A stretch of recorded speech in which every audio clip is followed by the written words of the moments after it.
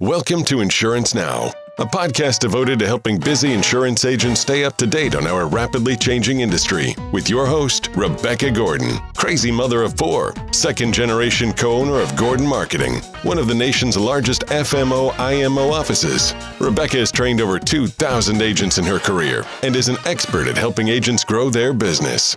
Rebecca Gordon, Insurance Now. Hey everybody, welcome back to another edition of Insurance Now with Rebecca Gordon.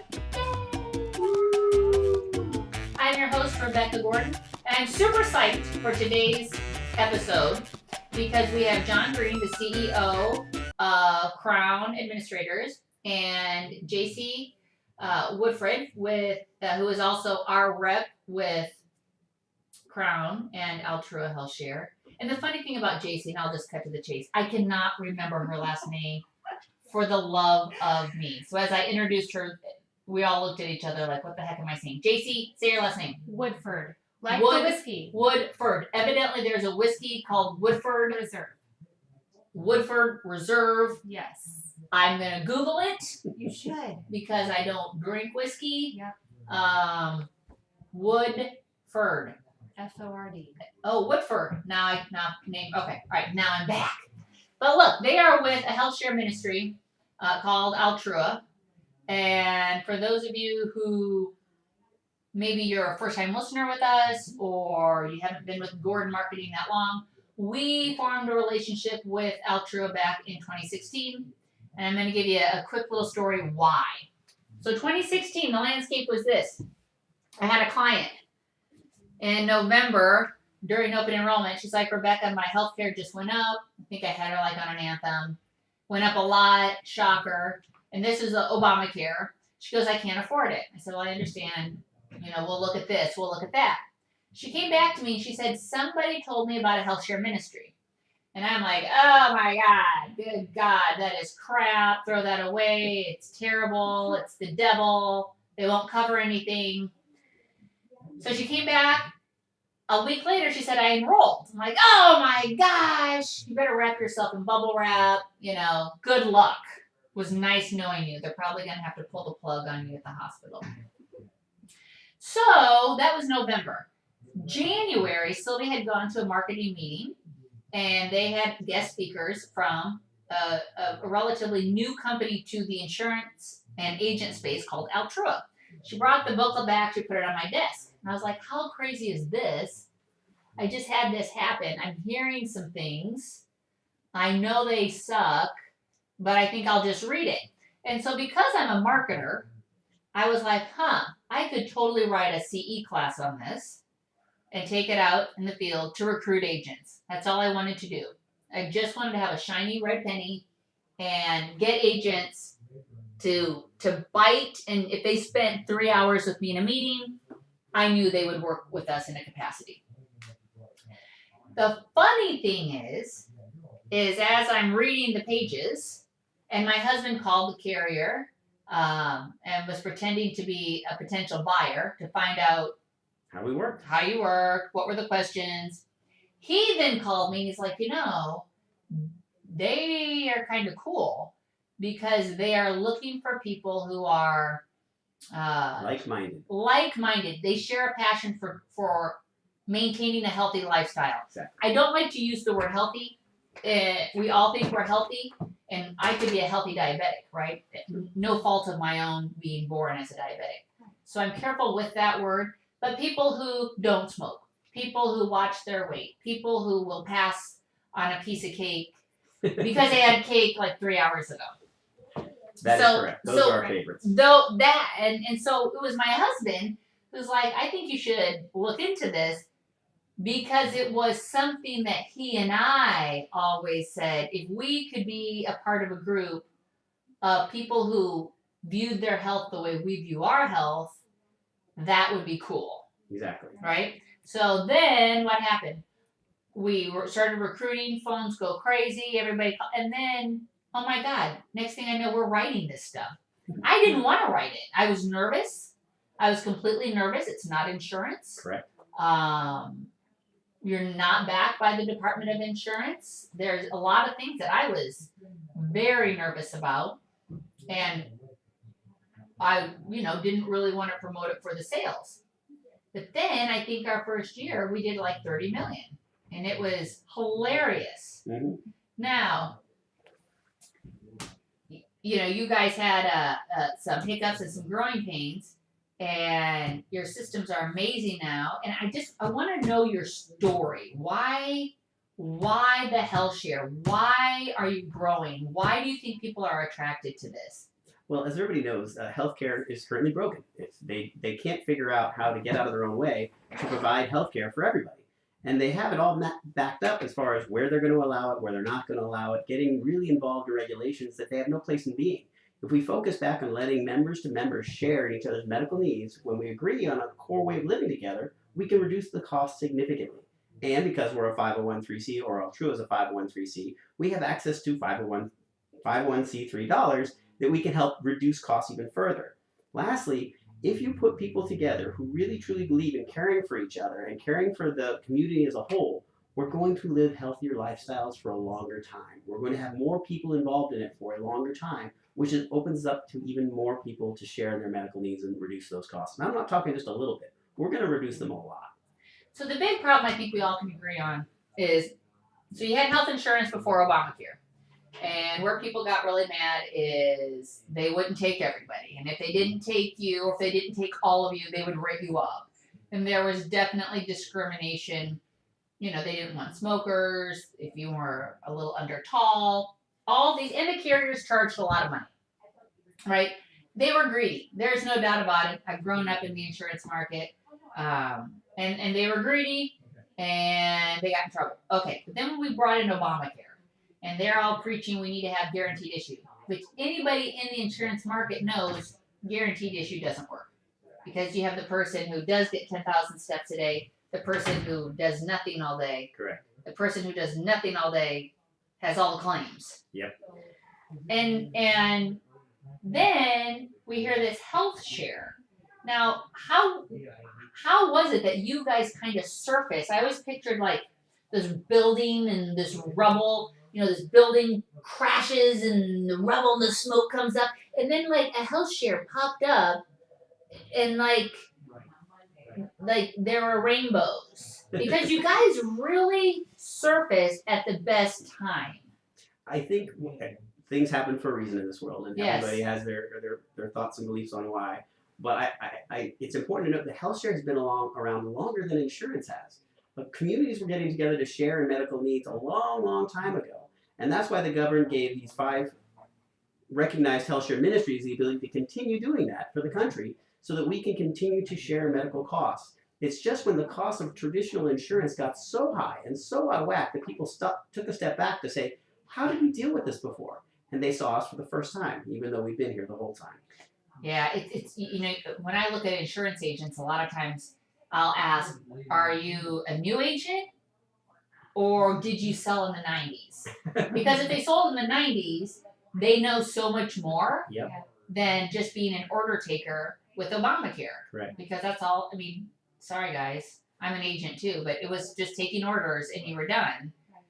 But now we're going back to more of that old philosophy, because there is underwriting with these health shares. Not all of them. Some are guaranteed issue, but you guys do. But before we get to that, you said there are 5 health shares, because that was, I keep hearing other health shares popping up, and I'm wondering how the heck does this happen? So I believe there are 5 recognized health sharing ministries in the country, and they all had to be continuously sharing in medical needs since 1999. So we've been around for 20 plus years. And these 5 are Medishare, Liberty, Christian, Samaritan, and Altrua.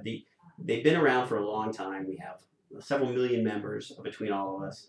Altrua is the smallest because we didn't spend all the money to market for many, many years as many others did.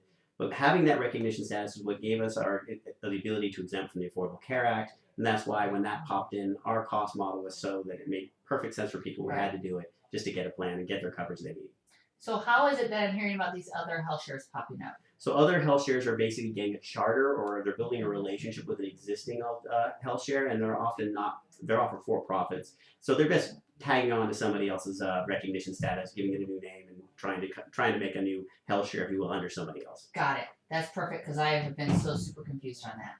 So tell us a little bit about what makes Altrua different. So Altrua really did a reflection in 2017 when we grew 1,000, 2,000% that year, and we realized the systems we had weren't able to handle it, and we decided to make an investment in technology. So basically, we rebuilt the entire applications from medical need processing all the way through the call center and your enrollment application on Salesforce.com because they were a trusted player in this space, and we decided to make sure that we invest in the technology would allow us to automate as much as humanly possible. So now, for the first time, claims come in and claims are processed in under 30 days. The member has the ability to look at it, to watch the process, and to engage in the process all online. Lots of self-service options, including our brand new mobile app, which allows them to see it on the go wherever they are. How do you handle when people say, okay, your rates look great, because rates are going to push healthcare, but you're not backed by the Department of Insurance? That makes me nervous. Well, as a health sharing ministry and a 501(c) nonprofit, what we have is a shared escrow account. So the monies that come into us go into the escrow account, and we reserve those monies in there, and they only spent for member-to-member needs and then the administration costs, which is a typical 80-20% rule. 80% of the money is really staying in that escrow account for all the members to contribute in. But at the end of the day, somebody could say, you could run out of money and not have enough money to pay claims. Hasn't happened in the history of the health share. I don't think any health share has had an issue of that. Some recently are saying they might have an issue of that, but right now with the members that we have and the plans we have in place, we've been healthy now for, 20 years, and I can't see that coming into play right now. Well, I think the main reason why it would be difficult is because you underwrite. You're not guaranteed issue. Correct. Everybody's a self-pay. Everybody goes to the doctor as a self-pay, and we negotiate those needs down because our members are self-pay.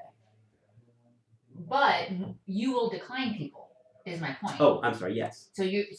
that's the big key, I think, that separates. That was one of the reasons why I was attracted to you. You underwrote people. You weren't guaranteed issue. Guaranteed issue doesn't work. Correct. So you have knockout questions. You're not going to take a diabetic. They're not going to take somebody who has. We put limitations on people as well. So if you had a pre-existing condition, we're not going to share in those medical needs right out of the gate because that would be disastrous for everybody. Right. But we'll still allow you into the program to contribute with the members and share in other medical needs that aren't related to that pre-existing condition. And that allows us to continue to get the escrow accounts that we need to share the needs that we need to. But there are some auto denials, as you're talking about. I have a type 1 diabetic son. He could not be. He could not get on. Correct. And so what I like to tell people is all insurance plans are great for somebody. Mm-hmm. They're not all great for everybody. There's no ACA plan that is perfect for everybody. And so the thing about Altrua that I like is that you do pick and choose. And that's not good for the diabetics. So we have to have plan B for that. But by keeping your pond, so to say, nice and bright and Happy. the color good, it keeps claims down.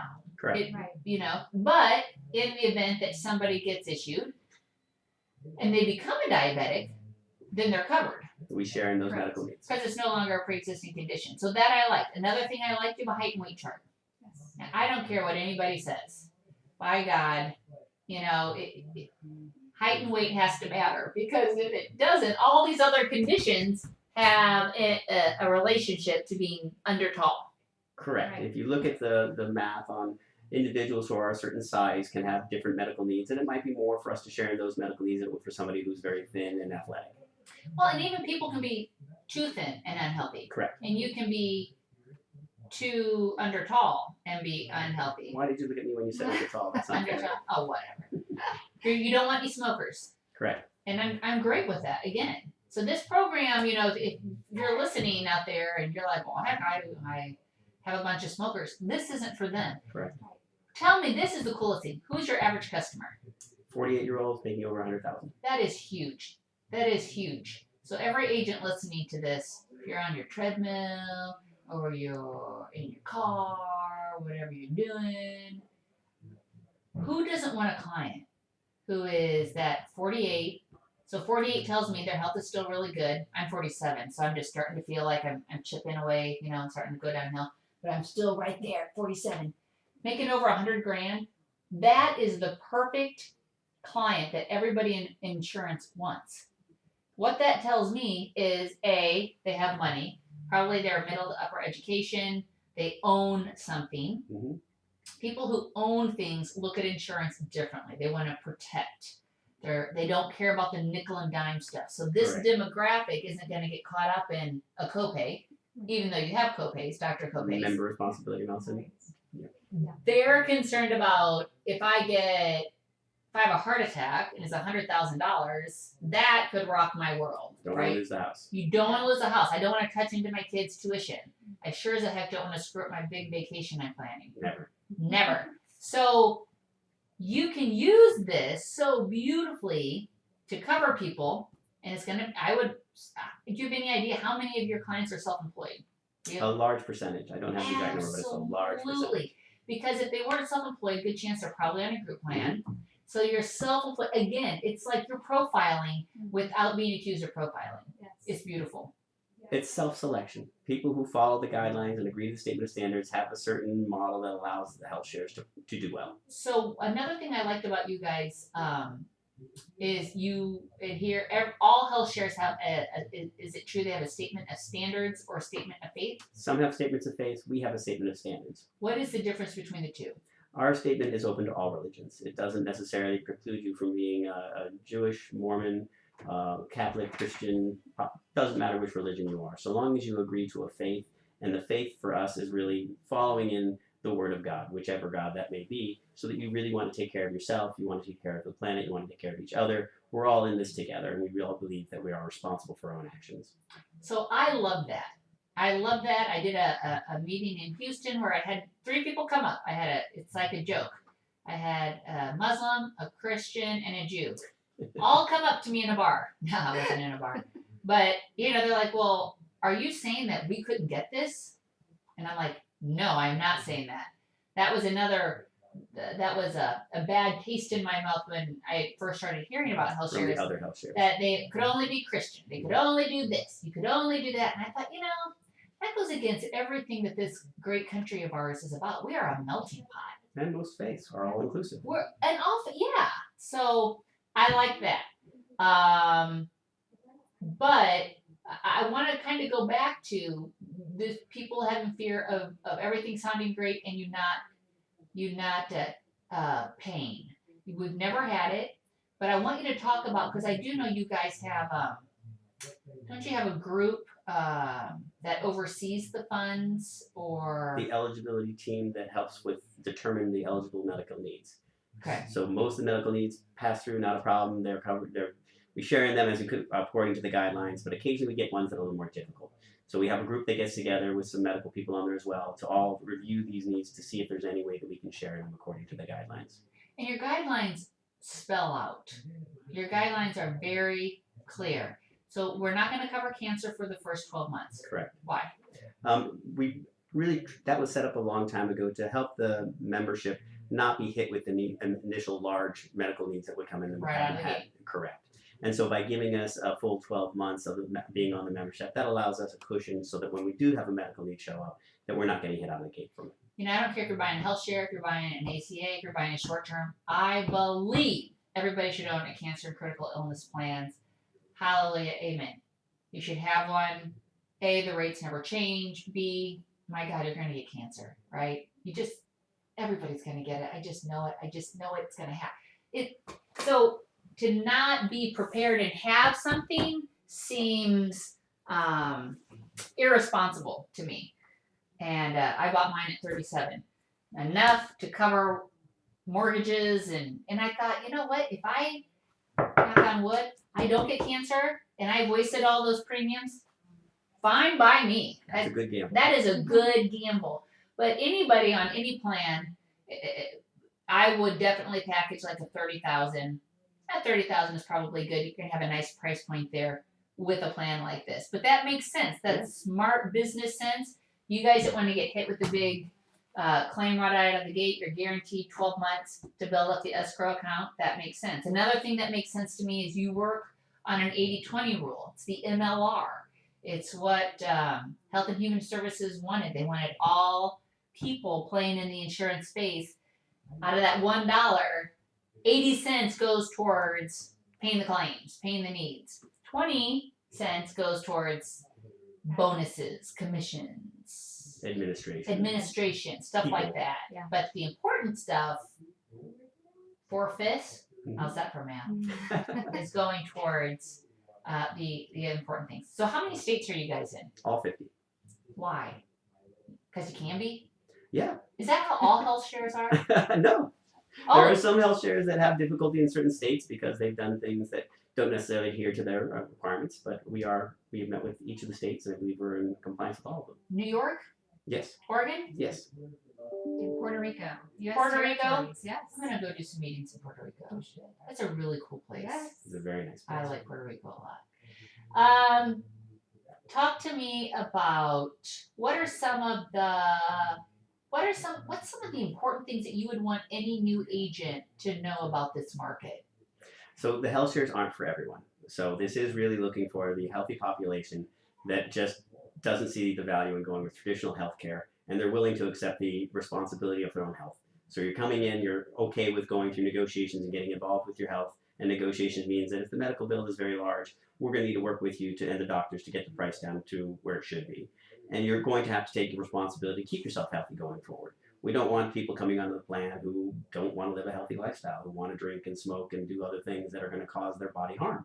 So those are our perfect people. Let me just put a little side note. You can drink. You just In can't excess. drink excessively. Yeah, you're fine, Rebecca. Yeah, right? It's not. I mean, come on, it's 5 o'clock somewhere. So it's for that agent who's looking for. Well, I think people should be interested in this market because if you're in insurance, and we spend a lot of time talking about the senior market, and I've done a lot of podcasts on the dual market. It's all health insurance. It's all health care from people who are born until they die. Life insurance is very easy. You live or you die. Yep. Easy. And that is like no brainer. But health, any type of health coverage takes on a lot of different shades and shapes and colors because you have different needs. Your health can obviously change. But if you're going to be in the health market, you need to know all of the players per se. So we have the short-term player, and I like short-term health. Typically they're backed by major medical carriers who have been in that major medical space. But like health shares, short-term are not guaranteed issue. They do have a pre-existing condition, but they're short-term. And right now, Congress is calling short-term plans junk. Right. And they're just coming all over short-term, which I think is crap. Yeah. My gosh, because short-term is a great plan It's for the right client. Exactly. And then you have ACA, which is great. Okay, if you can afford an Obamacare plan, sweet. If you have that much money, Yeah. If you want to spend the money there instead of other places. do it. That's it's guaranteed issue. You're gonna get your drugs, sweet.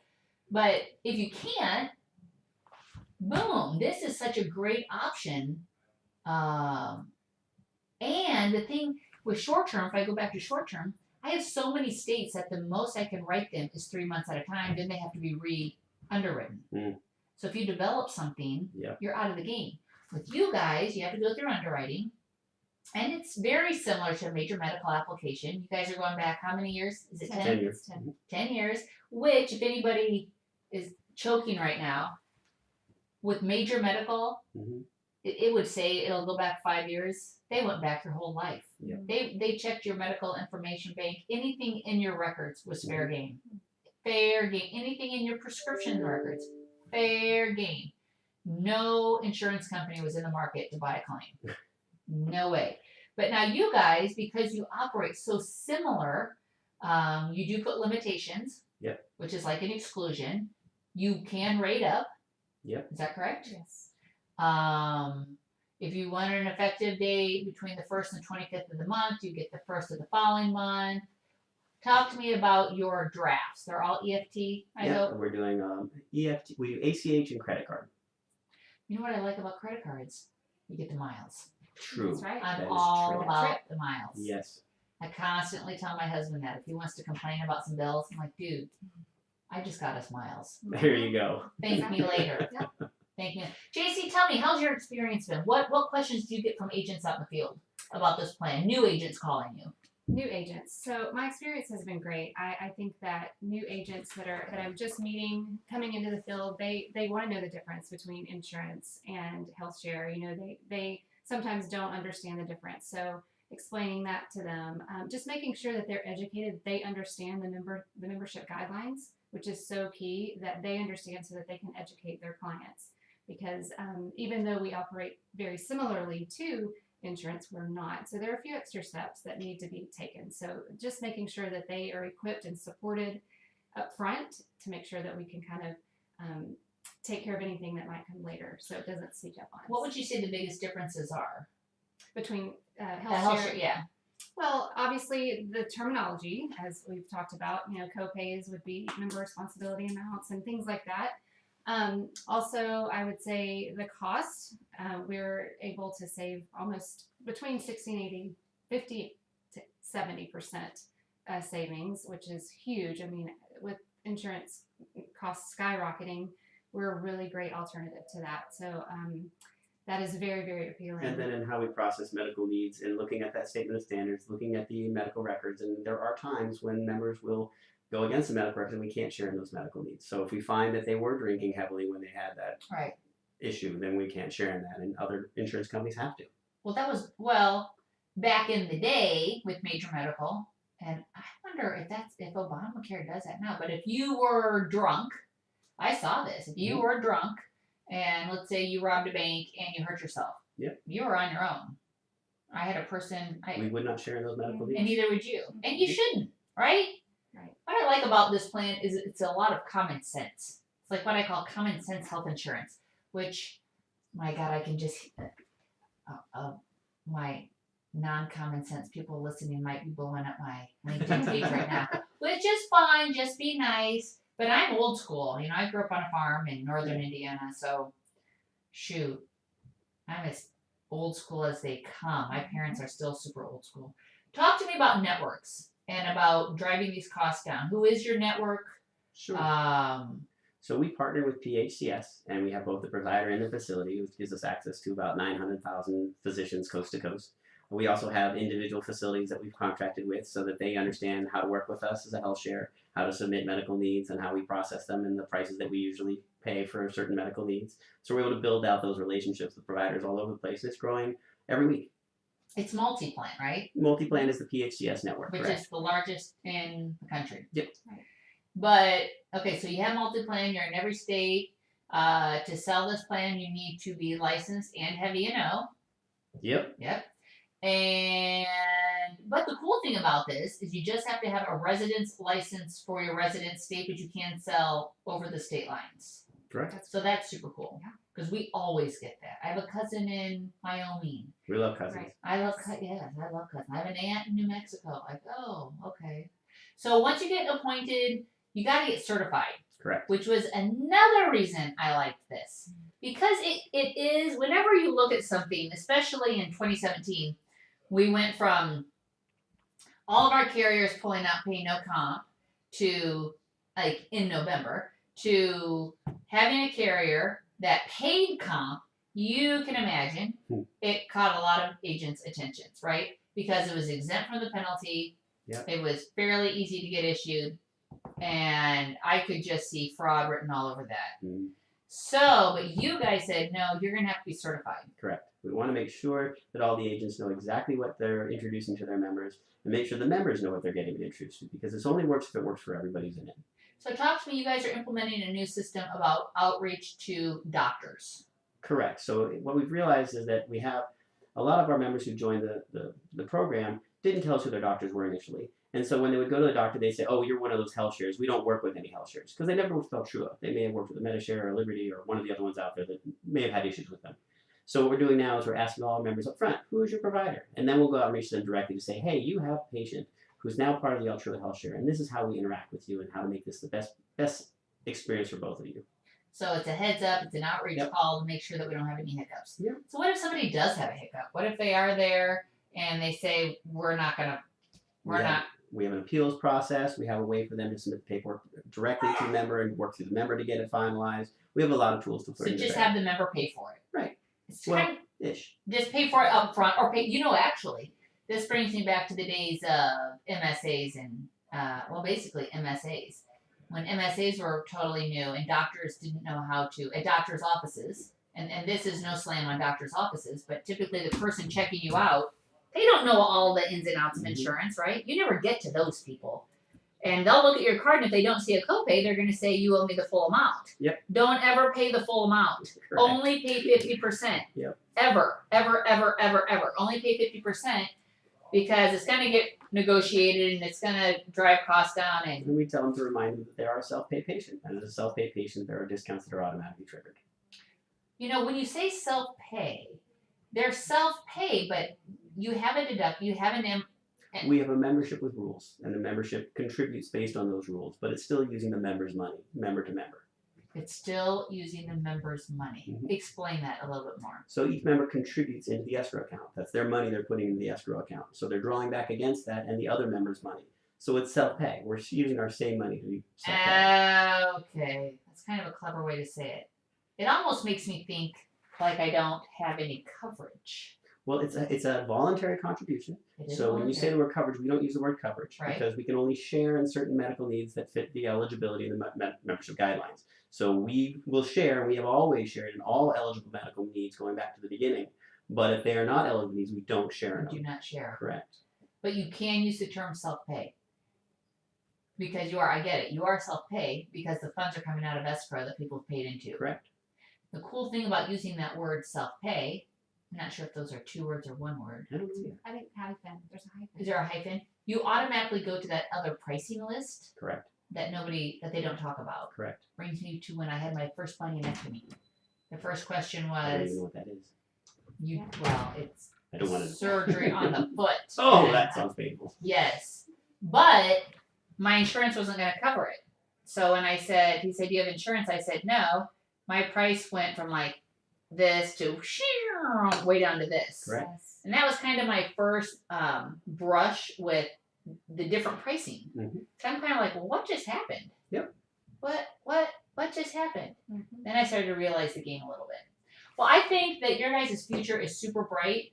Well, thank you. And I think that your claims payment and you're turning around claims in 30 days. Correct. 60 days. If they're negotiated. 90 if it's the government involved. And talk about your negotiation team. We got a fantastic negotiating team. So they've been doing this a long time, and they have built relationships with a lot of providers and facilities around the country. And they have a lot of tools they can bring to bear. So we have financial assistance programs sometimes. We also have the 501(c) status, and facilities and providers have access, earmarked certain funds for 501(c)s that we can tap into. So we have a lot of different things we've learned over the years to bring to bear. What's just so cool, hold on, Daisy, is that, I understand insurance.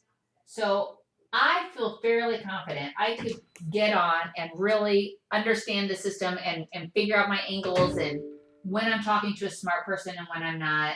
And it's still going to be frustrating for me. Yes.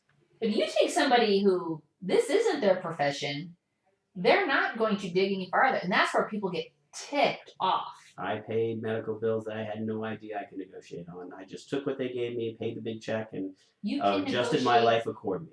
everything. And my husband, he loves to try to, he wants to negotiate the shirt he wants to buy. I'm like, dude, you are so embarrassing me. Just, it's $30. But he's like, you can negotiate everything, which is so true. But insurance is so intimidating. Correct.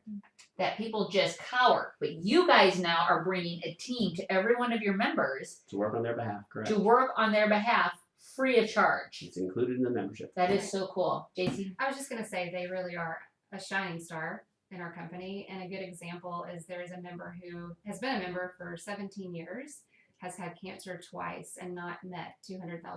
So that really says a lot about the negotiations team. I'm just driving that down. Lastly, before we end, you guys have brought in some new benefits to the plans. The one I am very excited about is your mental health. LifeWorks. So we partner with LifeWorks. LifeWorks has 15 million members. Companies like Marriott use them. And what they provide is about 20,000 counselors that are available 24 hours a day, 7 days a week. And for every instance that happens, you're able to go to one of 2,000 centers in the nation, up to 5 physical visits, And you can call them anytime for anything from mental health. There's some legal issues in there, critical incident support. They're really there for everybody, and not just the members, but anybody in the house with the member can also call the LifeWorks line and help them. I read this week, suicide rate is at 40%. Wow. That blows my mind. Wow. It blows my mind. The number of people who are taking their lives. And I'm a huge believer. I believe everybody should have a therapist. Absolutely. That and like, what's the other thing? I think everybody should have a therapist, and everybody should have to get 10,000 steps a day. If we all did that, everybody would be so much happier. We have the app to track your steps, and now we have the therapist to give you. And the Or the therapist. counselor. But I love that, and it's for everybody because Correct. issues can hit people anytime, any age, any time in their life, and it is so cool just to talk, right? Just to talk to someone. When I talk to my therapist, I come out a new woman. I love it. It is one of the greatest things. And in the past, everybody was so quiet about it, and it was kind of like a bad stigma. Blah, blah, blah. And now I'm like, hey, you need to embrace it. Y'all need to get one. Here's the number. Dial away. Yeah. Yep. So my hats go off to you guys.